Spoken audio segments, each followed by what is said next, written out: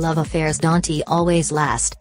After we fell hard for the naturally aspirated V8 and V10 powered versions of the BMW M5, a twin-turbo V8 M5 arrived for 2013 and left us a little cold. Sure, it had 560 horsepower, 502 pounds-to-foot of torque, and a body by Atlas, but something that was core to our long-held attraction was lost. Even an available manual transmission couldn't bridge the emotional gap.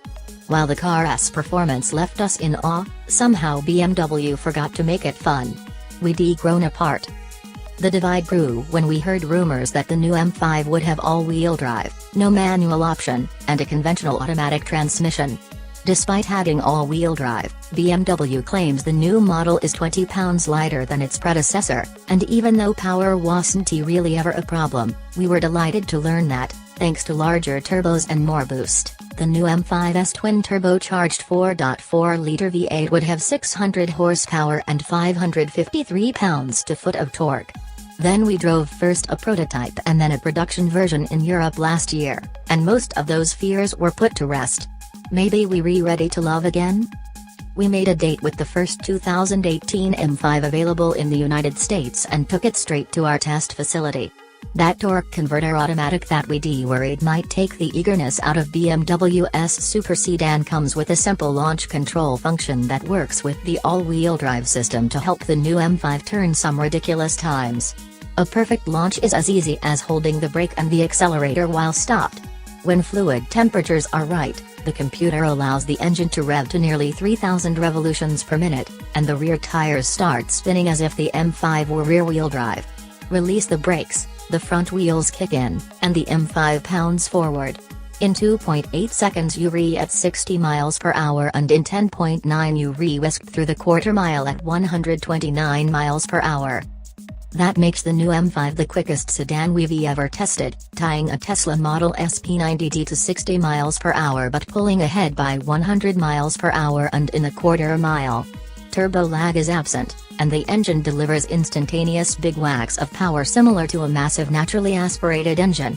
There's no slush in the gearbox, either. The torque converter locks up almost as soon as you get rolling. After a couple of runs, the launch control system dialed back the launch RPM to 2,500 revolutions per minute, which isn't enough to start the rear tires spinning. Launching without that rear wheel spin adds a couple of tenths to the 0 to 60 mile per hour time. Our test car supposedly arrived with the lower, 155 mile per hour governor, but it didn't stop the party until we hit a verified 163 miles per hour. A $2,500 million driver's package brings a 189 mile per hour limiter. BMW makes it possible to disable the all-wheel drive system and switch the M5 into rear drive mode. It's a trick that mimics the Mercedes-AMG E63 SS drift mode.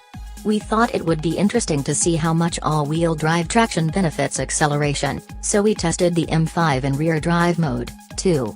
When two tires instead of four face off against 553 pounds-to-foot of torque, it takes 3.6 seconds to hit 60 and 11.6 seconds for the quarter mile, and it's a far bigger challenge to get the launch right and dance at the limits of tire adhesion. While the numbers are shocking, the new M5 has more going for it than numbers. There's a closer connection with the driver in this M5, one that isn't as overtly filtered through silicon chips and electronics. It's more amusing and less robotic than its predecessor. Unlike so many BMWs of late, the steering is lively and has some actual feedback. At the track, the M5 put up 0.98 grams on the skid pad, and the front tires chatter and protest as they try to fight off understeer. It's a different story on the road, where the chassis exhibits balanced, lively, and secure handling that gives the impression that the M5 is smaller than it is. There's joy again in hustling the M5. You're in the game and not just a spectator to a 21st century display of technology. Even with the roughly 150-pound penalty of all-wheel drive, the new M5 weighs in at 4,288 pounds, which sounds like a lot, but that's 110 pounds lighter than the most recent previous gen M5 we tested, which had a manual, and 299 less than the E63s. In addition to a carbon fiber roof panel and a lithium-ion battery, The new 5 Series platform uses more weight-saving aluminum than before. 51 of those saved pounds are from the optional $8,500 carbon ceramic brakes, which along with Michelin Pilot Sport 4S tires stopped the M5 from 70 miles per hour in a tidy 147 feet. Fortunately, the diet hasn't eroded any of the M5's ability to act like a luxury car when you're not working the Michelin's hard. Left in comfort mode, the electronically adjustable dampers allow the M5 to ride as smoothly as a regular 5 Series. 2 stiffer modes are selectable, but they are better left to canyon carving or a racetrack. Driver comfort is a clear priority. The leather-upholstered seat is supple and supportive and hugs you back when you lean in. Upright windows with large expanses of glass give the cabin an airiness missing from the competition. It's a nice place to sit and enjoy driving. Calmness begets calmness. Road and tire noise are hushed and windrush doesn't appear until the M5 reaches triple-digit speeds. At 70 miles per hour the sound level meter registers a low 66 decibels, and full throttle acceleration rises to only 74 decibels. Switch to sport mode and the audio system plays an enhanced version of the engine's soundtrack that peaks at 80 decibels under hard acceleration.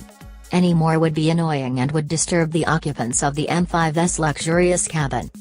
In spite of its all-wheel drive and automatic transmission, the M5 is a return to form.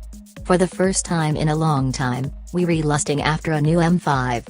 It might not be the pure and competition-bred sedan of its youth, but the new iteration has stopped placing technology over tactility and numbers over enjoyment.